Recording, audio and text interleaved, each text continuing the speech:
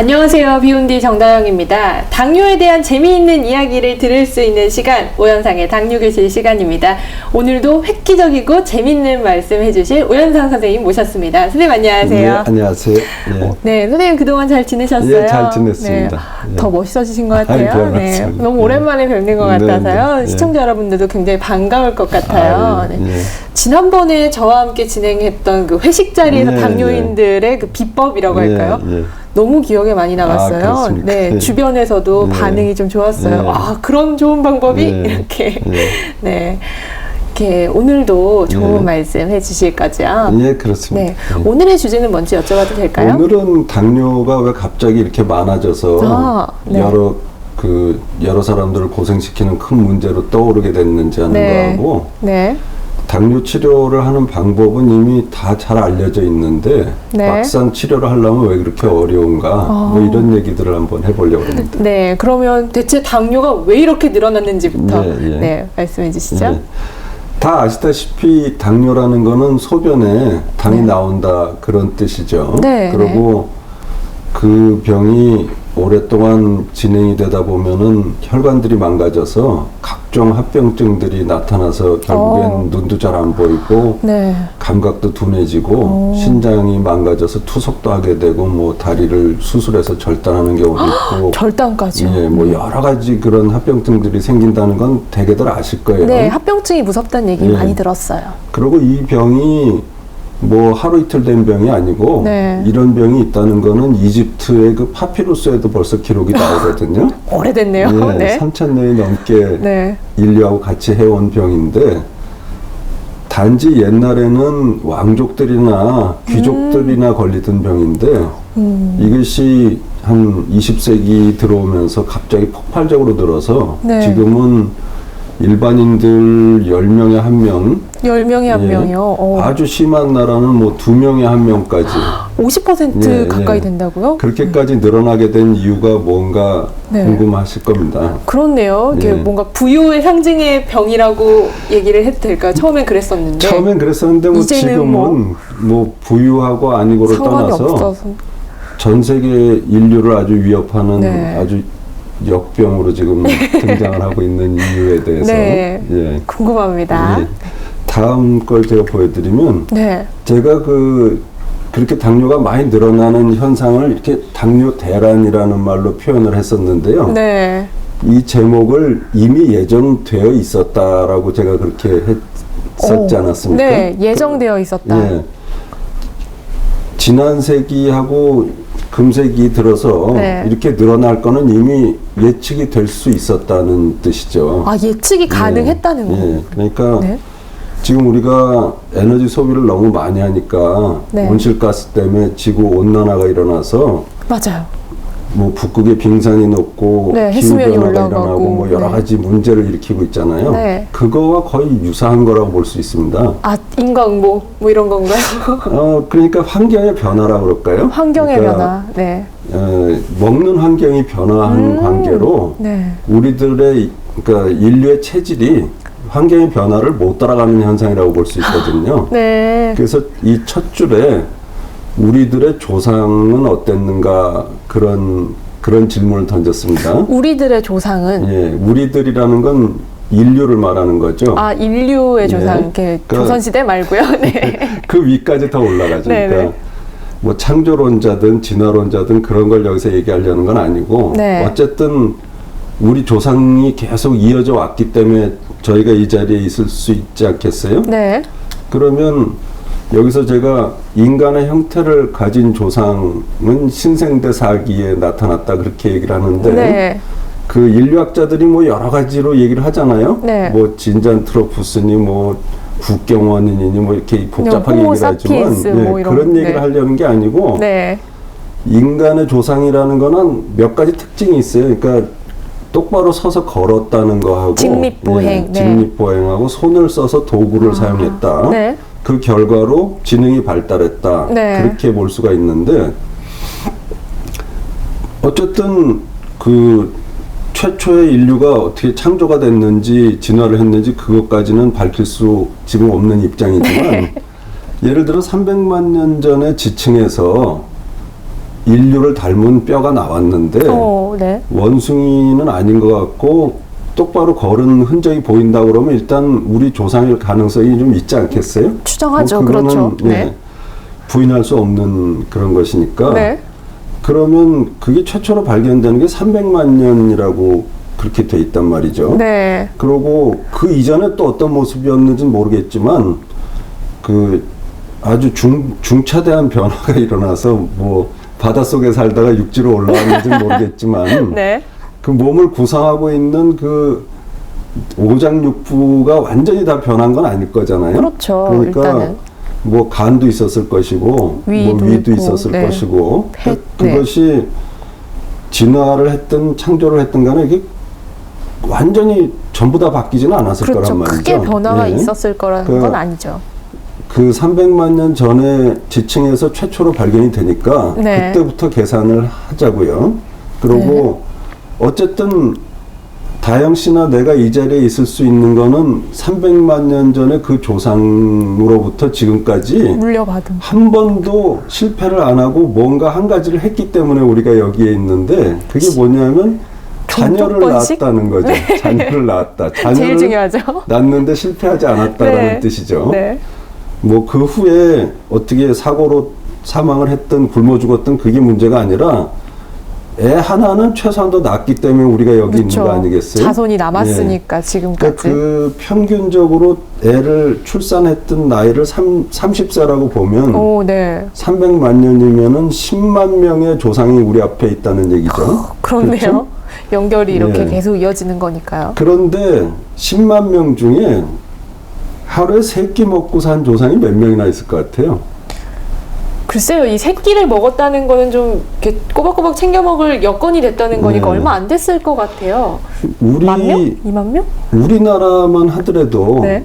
50년 전에 보릿고개가 있었던 거 그렇죠. 아시죠? 기근이 있고 예, 굶어 죽는 게 있고. 굶어 죽는 네. 사람들이 있고 그렇죠.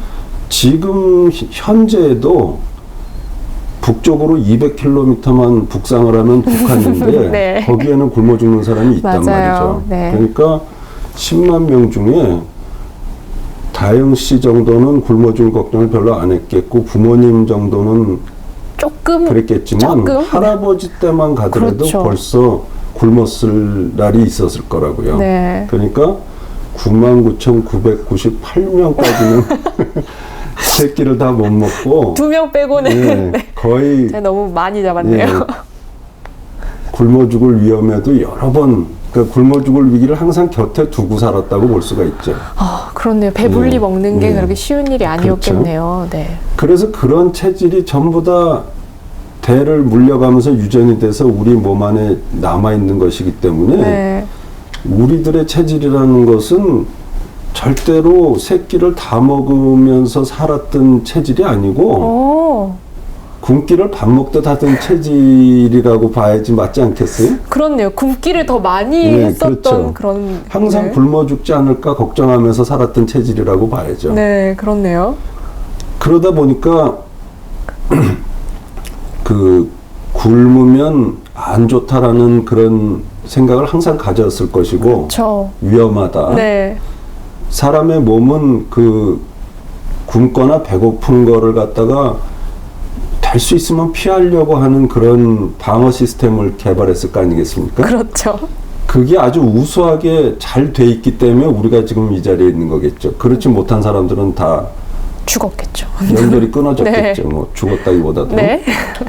그래서 그런 거를 우리가 전문 용어로 검약 유전자를 가지고 있다 그렇게 얘기를 합니다. 검약. 검약 유전자. 네. 검약 유전자라는 말은 조금 어려운 개념이지만 제가 쉽게 설명을 해볼게요. 네.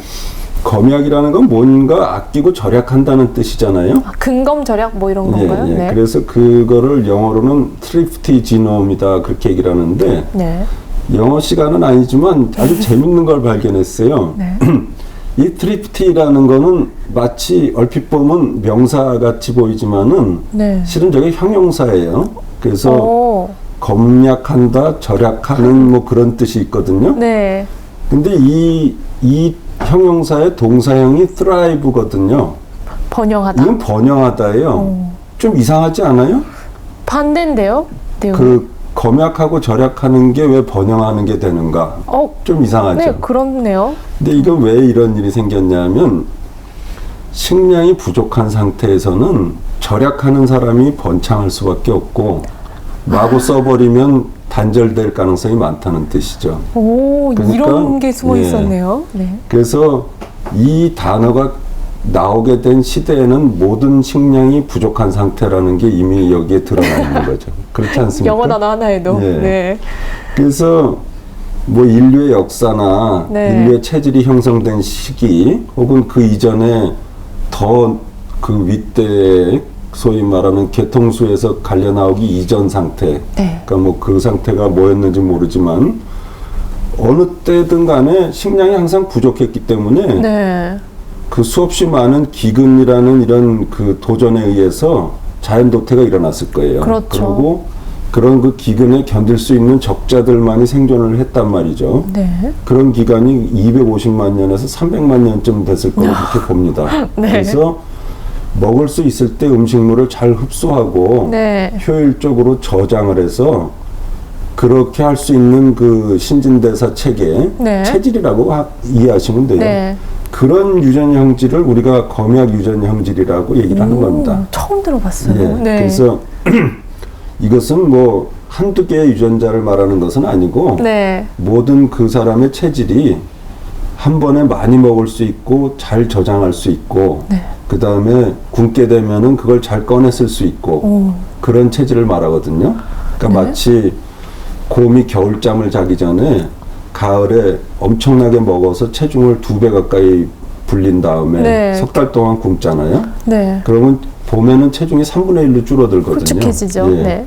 그렇게까지 할 수 있는 게 아주 극단적인 경우가 되겠죠. 네. 그 다음에 아프리카에 가면은 동물의 왕인 사자가 있는데 네. 사자라고 해서 매일같이 사슴이나 그 얼룩말을 3마리씩 잡아먹는 건 아니거든요. 그렇죠. 아침, 점심, 저녁으로. 네. 실패하는 경우도 허다하고 어렵사리 그래서 이제 뭔가를 한 마리 잡습니다. 네. 그러면 그거를 먹고 있는 동안에 감히 덤비는 그런 동물은 없지만은 잠깐만 한눈을 팔면은 하이에나다 뭐다 독수리다 청소부들이 와가지고 뼈만 남기고 그냥 홀라당 없어지거든요. 네. 그러면 사자가 식사 시작해서 끝날 때까지 얼룩말 한 마리를 다 먹을 수 있어요? 다 못 먹지 다 않을까요? 못 먹겠죠. 네. 어떻게 먹을 수가 그렇죠. 있겠어요? 그건 불가능한 얘기지. 네. 그렇다고 무슨 사자가 그걸 훈제를 해놓겠어요? 뭐 저장을 할 냉장고에 수도 두겠어요? 없고. 네. 그러니까 결국은 먹을 수 있는 만큼 최대한도로 시작하면 먹어야 되는 것이고 한 번에요. 네, 사자라도 네. 그 자기가 위협을 당해서 그걸 뺏긴다는 뜻이 아니라 네. 한 마리를 다 먹을 수가 없으니까 최대한도로 먹어야 될 거 그렇죠. 아니겠어요? 네. 그러면 그렇게 먹으면은 배가 불러서 그 다음에 쉬어야 되거든요. 네. 그러니까 그 다음 두 끼, 세 끼는 먹을 수가 없는 거죠, 아예. 그렇죠. 그런 체질을 우리가 사냥꾼 체질. 아, 한 번에 먹을 수 있을 때. 그러니까 한 번에 세 끼 분량을 먹은 다음에 네. 그 다음 하루 종일 굶을 수 있는 그런 체질이 상상이 되세요? 글쎄요, 그게 폭식의 느낌이 나서 저는 네. 잘 생각해. 그렇긴 네. 한데 그런 체질을 가진 사람들이 있다는 거죠. 아, 지금 예. 사람도요? 네, 그럼요. 그래서 그런 능력을 가지고 있는 사람을 검약 유전 형질이다 그렇게 얘기를 하는 거죠. 아, 그러니까 예. 지금 비유하신 것처럼 그렇죠. 한번 먹을 수 있을 예. 때 먹고 그 다음에 절식을 할 땐 절식을 하고 굶더라도 네. 기운이 떨어지지 않고 오, 네. 그 마치 식사를 하는 것처럼 똑같이 활동을 할 수 있는 그런 체질의 사람들이 있다는 거죠. 아, 그게 배고프면 뭐 못 움직여 이게 아니란 그거는 얘기네요. 이제 아주 마르고 네. 그 날씬하고 먹는 양이 정해져 있어서 한 번에 많이 못 드시는 사람들 있잖아요. 네네. 그런 사람들에겐 해당이 없는 얘기죠. 아, 그런 사람들은 그렇게 하라고 해도 할 수가 없죠. 기력이 달려서. 예. 네. 그러나 그 사람 중에는 이런 체질의 사람들이 있다는 거예요. 그래서 그것이 과거에는 굉장히 좋은 체질이었어요. 네. 식량이 부족하니까 맞습니다. 그렇게 폭식을 하고 여러 끼를 굶고 그렇게 하더라도 그 사람의 체형이 비만이 되질 않고 정상 체중을 유지를 했고요. 네. 오히려 지금 날씬했던 사람들은 그 당시에 식량이 부족할 때는 거의 기력을 차리질 못하고 아주 기운 없어 하고 영양실조나 뭐 이런 걸로 시달리고요. 그런 상태에서 제일 많이 생기는 병이 빈혈이나 결핵 같은 거거든요. 그래서 그런 못해서. 걸로 아주 네. 그 체력이 달리는 네. 약한 그런 체질의 사람들이었던 거죠. 네. 근데 세상이 바뀌었어요. 식량이 풍부해졌기 때문에 네. 이런 검약 유전 형질인 사람들은 아주 저주받은 체질이 되어버린 거죠. 그렇네요. 비만과 당뇨에 시달리게 됐고 예전에 아주 비실비실하고 영양실조, 결핵, 빈혈 막 이런 걸로 고생하던 사람들은 지금 아주 세상 만난 거죠. 그렇네요. 그렇게 된 겁니다. 야, 처음 그래서, 들어봤어요. 예, 네. 이것을 우리가 우리말에서도 얼마든지 그걸 찾아볼 수가 있는데 네. 여기 보시면은요 하루 세 끼라는 말이 있잖아요. 네. 하루 세 끼인데 네. 아침, 점심, 저녁이잖아요. 네. 근데 그 아침밥, 저녁밥이라는 말은 있는데 네. 낮밥이라는 말이 있어요? 낮밥은 없죠. 그런 말 없죠. 네. 예를 들어서 아침 먹었어? 네. 저녁 먹었어? 이렇게 얘기하지만 네. 낮 먹었어? 그런 말 안 하잖아요. 그렇네요. 그렇죠? 낮밥 먹었어는 없죠. 그런 말 아예 없잖아요. 네, 점심이라고 하죠. 예, 네. 우리나라 말에 그런 표현이 없다는 건 그건 무슨 뜻이겠어요? 원래 그런 말이 없었다는 건가요? 그런 식사가 개념이, 없었다는 네. 얘기죠. 그런 식사가. 그러니까 아침 저녁만 먹고. 그렇죠. 아, 예. 그건 뭘 보면 아냐면 네. 낮에 먹는 식사의 이름이 점심이잖아요. 네네. 이건 중국말이거든요. 예, 우리나라 말이 아니군요. 예, 중국 사람들은 이걸 띠썸이라고 읽어요. 띠썸. 만두같이 생긴 거 이름이. 예. 네. 근데 이거 한자 뜻을 보면은 네. 먹는다는 뜻이 아니에요. 그렇네요. 마음에 점을 찍다라는 뜻이거든요. 무슨 점을 찍겠어요? 저녁에 뭘 먹을지 생각해 둔다는 얘기거든요. 그러니까 저녁에 뭐 먹자 약속하는 그런 개념인 거예요? 자기가 생각해 두는 거죠. 마음속으로 네. 나 오늘 저녁에 이거 먹어야지. 그렇죠. 그리고 이런 상황을 한번 생각을 해보세요. 예전에 네. 어떤 농사꾼이 집에서 한 10리 떨어진 논에 가서 일을 하는데 아침에 일찍 일어나서 해 뜨기 전에 밥을 해 먹었어요. 네. 나가서 일하다가 10리를 걸어서 점심 먹으러 오겠어 안 오겠어요? 안 오죠.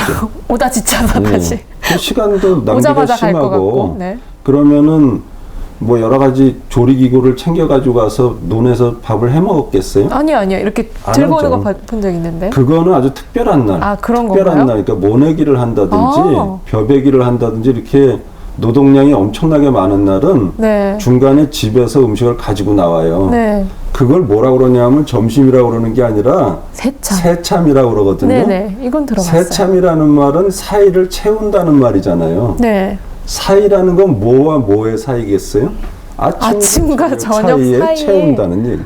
그러니까 노동량이 센 날은 새참이 있고 네. 그냥 그저 그런 날은 없다는 얘기죠. 그 외에 식사가 아닌 때 약간 먹는 걸 요기라고 그러거든요. 네. 요기. 요기거리 없니? 이건 이런. 무슨 소리냐면요. 네. 허기를 치료한다는 뜻이에요. 식사를 한다는 뜻이 그러니까 아니고 밥이 아니라 그냥 그렇죠. 배고픔만 살짝 달래는 그렇죠. 느낌이었나요? 네. 허기를 치료한다는 요자거든요. 네. 그러니까 우리나라 말 안에 이미 다 들어있어요. 우리는 두 끼밖에 안 먹은 거예요. 그리고 네. 세 끼를 먹은다는 아주 특별한 날이고 노동량이 많은 노동량이 날. 많은 날만 네. 그랬다는 얘기죠. 충격적입니다. 예. 그래서 네. 이 우리 말을 잘 생각을 해보면은 네. 우리가 과거에 어떻게 살았는지를 대략 짐작할 수 있거든요. 네. 그래서 이런 거를 가지고 제가 이렇게 표를 만들어 봤는데요. 네. 검약 유전자를 가진 사람들을 네. 그 사냥꾼 체질이라고 그럽니다. 네. 그리고 날씬한 그런 유전 형질을 가진 사람들을 농사꾼 체질이라고 그러거든요. 그럼 이 사람들이 어떤 차이가 있냐면요. 네. 이 식욕이 아주 왕성하고 네. 많이 먹어도 배부른 줄을 몰라요. 네. 이런 사람들은. 그러니까 끝없이 먹을 수가 있고 또 굶기도 잘 굶어요. 네. 그런데 이런 날씬한 유전 형질은 아주 소량만 먹을 수가 있고 아무리 맛있는 게 있어도 자기 양이 차면은 배불러 그러면서 더 이상 못 먹어요. 그러니까 아주 규칙적인 생활을 해야죠. 네네. 그리고 항상 식사 시간 되면 밥 먹으러 가자고 제일 먼저 배꼽시계가 울리는 그런 난리치는 사람들은 이 사람들인데 끝까지 먹는 사람들은 이 사람들이고 이 사람들은 가서 조금 먹으면 다 그냥 숟가락 놓고 그 다음에는 안 먹어요. 주변에 이런 사람들이 그렇죠. 생각이 막 나는데요. 그리고 이 기초대사량이 이쪽은 굉장히 낮기 때문에 적게 먹고 아주 적은 양으로도 버틸 수가 있고요. 그 막대하게 먹은 양의 대부분은 살을 찌워서 지방으로 축적을 하는 겁니다. 언제 또 먹을지 모르는 사냥꾼 체질이니까. 그리고 지방이 많이 쌓여있기 때문에 보온이 잘 되고 체온으로 손실을 보지 않기 때문에 더욱더 효율이 높아지는 거죠. 근데 이런 사람들은 아주 날씬하기 때문에 체온으로 손실이 많이 빠져나가거든요. 에너지가. 열량 소비가 많기 때문에 적게 먹는 데다가 살도 안 찌는 거죠. 그래서 이런 사람들은 어떤 직업을 가지게 되냐면 사냥꾼, 전사, 개척자, 탐험가, 육식동물이 여기에 해당하고 모험과 도전을 즐기죠. 보니까 이게 뭐 규칙적인 생활이라기보다는 그날그날 그렇죠. 어떻게 될지 모르는 그런 성질이 많네요. 그리고 어려움에 직면해서 그걸 뚫고 나가는 그런 성격의 사람들이고 이쪽의 사람들은 농사꾼이나 관리자 그 다음에 규칙적인 생활과 절제나 균형이 아주 뛰어나고 동물로 치면 초식동물들이 여기에 해당하는 겁니다. 그렇네요. 지금 정리를 해보니까 이 검양유전 형질 있는 분들이 지금으로 치면 좀 살이 많이 붙은 체질이라고 생각할까요? 근데 원래는 식량 부족할 때는 절대로 뚱뚱해지도 않았고 이 사람들이 오히려 더 활기차고 적당한 체형의 사람들이었고 이런 농사꾼들은 굉장히 뭐라 그럴까 열등하게 체력이 아주 열등한 사람들이었거든요. 근데 세상이 바뀌는 바람에 역전이 된 거죠. 이게 역전도 되면서 이분들이 당뇨에 시달리게 되는 비만과 당뇨에 시달리게 된 이유가 여기에 있어요. 너무 그러니까, 음식을 자주 먹는 그런 것 때문에도 그런 게 있나 보네요. 아니 그러니까 한 번에 많이 먹을 수 있는 그런 능력을 가지고 있는데 먹을 수 있는 기회가 너무 많아졌기 때문에 매번 많이 먹고 매번 저장을 하게 되고 사용은 못하니까 그게 병이 되는 거죠. 이게 진짜 지방 축적이 많이 되고 뭐 이런 게 체질의 문제였네요. 당뇨도. 그렇죠. 그러니까 이런 형질의 사람들이 살아남기에 유리했기 때문에 살아남게 됐는데 지금 환경의 변화가 식량 환경의 변화가 일어나서 이게 아주 불리한 상태가 되어버린 거죠. 그러면 이 검약 유전 형질 오늘 처음 알았는데요. 오늘 시청자 여러분들 좀 저만 처음 알았을까요? 처음 아시는 분들이 아마 많았을 것 같은데요. 이게 진짜 선생님 말대로 정말 조상님들을 보니까 이게 진짜 당뇨 대란이 예고되어 있다는 게 맞네요. 그렇죠. 오늘도 굉장히 획기적이었습니다. 저는 지금 점심이란 말 자체도 없었다는 것도 충격이고요. 여러 가지로 지금 혼란이 막 오고 있는데요. 이런 분들이 그러면 앞으로 어떻게 당뇨를 해결할 수 있는지를 가르쳐 주실 건가요? 사실상 이러한 환경에서 이런 검약 유전 형질을 가진 사냥꾼 스타일의 사람이 소식을 한다는 게 굉장히 어렵죠. 그래서 그것은 이제 다음 시간에 할 얘기가 되겠는데 그거는 마치 안다 하더라도 실천하기가 어려운 그런 것이거든요. 그러니까 공부를 열심히 하면 좋다는 거를 어떤 학생들이나 다 알고 있지만은 놀거리가 너무 많고 그런 환경에서는 그걸 실천하기가 어렵듯이 매우 불리한 환경에 지금 처해 있는 거죠. 그래도 어떻게 좀 해결책을 마련해 주시겠다는 해결책은 항상 있습니다. 해결책 최선의 방법을 소개해 주신다는 건가요? 오늘 시청자 여러분 혹시 오연서 선생님의 말씀을 들어보시고 이 체질에 나도 그런가? 라는 생각을 이미 하고 계시는 분들도 있을 것 같아요.